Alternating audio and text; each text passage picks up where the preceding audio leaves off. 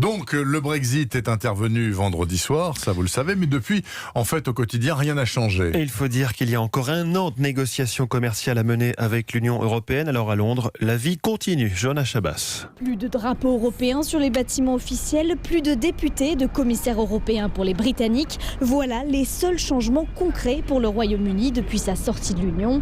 Hayden a donc encore du mal à prendre conscience du Brexit. C'est un peu comme un faux départ, parce que ça devrait être quelque chose d'important, mais il n'y a eu aucun changement encore. Je me suis levé comme d'habitude pour aller au travail, j'ai pris les mêmes transports, la nourriture est toujours là, j'ai payé la même somme pour ce que j'ai acheté. C'était juste une journée ordinaire.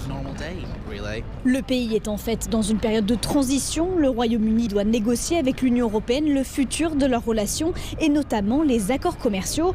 Mais en attendant, les règles et les lois de l'Union européenne s'appliquent toujours. Jerry va maintenant prendre son mal en patience avant de voir des changements. Personne ne sait ce qu'il va se passer. Les hommes politiques vont faire comme d'habitude, ignorer le problème ou trouver un accord de compromis. La vie va continuer, le soleil va toujours se lever et se coucher.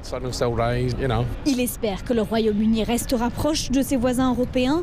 En tout cas, le pays a jusqu'au 31 décembre 2020, la date de la fin de la période de transition, pour réussir toutes ces négociations.